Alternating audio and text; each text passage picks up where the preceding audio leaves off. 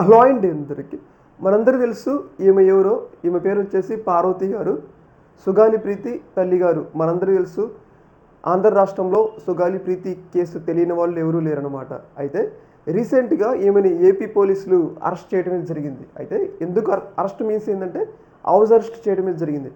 ఎందుకు మరి ఏపీ పోలీసులు ఈమెని హౌస్ అరెస్ట్ చేశారు అంటే, మనందరికీ తెలుసు ఈమె గత కొన్నాళ్ళ నుంచి స్థానిక ప్రభుత్వం మీద, అంటే ఇప్పుడున్న కూటమి ప్రభుత్వం మీద, పవన్ కళ్యాణ్ గారి మీద కొన్ని విమర్శలు చేస్తున్నారు. ఏంటంటే గతంలో అధికారంలో లేనప్పుడు ఈ కేసుని యూజ్ చేసుకుని అధికారంలోకి వచ్చిన తర్వాత కనీసం పట్టించుకోవట్లేదని చెప్పేసి తీవ్ర స్థాయిలో ప్రస్తుత ప్రభుత్వం మీద, అలాగే పవన్ కళ్యాణ్ గారి మీద విమర్శలు అయితే చేస్తూ ఉన్నారు. ఈ సందర్భంలో భాగంగా కర్నూలుకి, ఈమె సొంత జిల్లా కూడా కర్నూలుకి వాళ్ళ నరేంద్ర మోడీ గారు వస్తున్నారు.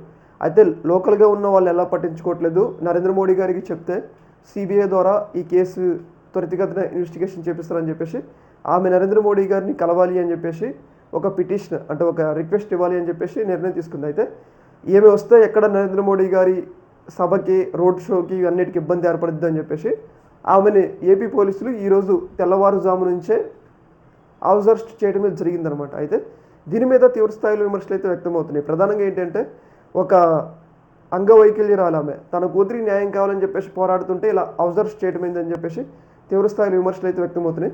ఇంకొకటి ఏంటి అంటే, ఒకవేళ ఈ హౌస్ అరెస్ట్ కనుక గతంలో జగన్మోహన్ రెడ్డి గారు చేస్తుంటే ఇంకా ఒక రకంగా రాష్ట్రం తగలబడిపోయేది. ఎందుకంటే నిజంగా జగన్మోహన్ రెడ్డి గారి కనుక ఏమైనా హౌస్ అరెస్ట్ చేస్తుంటే దాన్ని టీడీపీ వాళ్ళు ఇంకా పెద్ద ఎత్తున జగన్మోహన్ రెడ్డికి వ్యతిరేకంగా చిత్రీకరించేవాళ్ళు. కానీ ఇప్పుడు హౌస్ అరెస్ట్ చేసినా కానీ ఏమని ఒక తన కూతురికి న్యాయం చేయాలని చెప్పేసి ఒక అంగవైకల్యరాలు ఆమె పోరాటం చేస్తుంటే హౌస్ అరెస్ట్ చేశారంటే మనం అర్థం చేసుకోవచ్చు రాష్ట్రంలో పరిస్థితులు ఎలా ఉన్నాయి అనేది.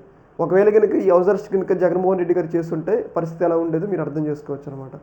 ఈ యొక్క అంశంలో మీ యొక్క అభిప్రాయాన్ని కామెంట్ సెక్షన్లో తెలియజేయండి. ఓకే.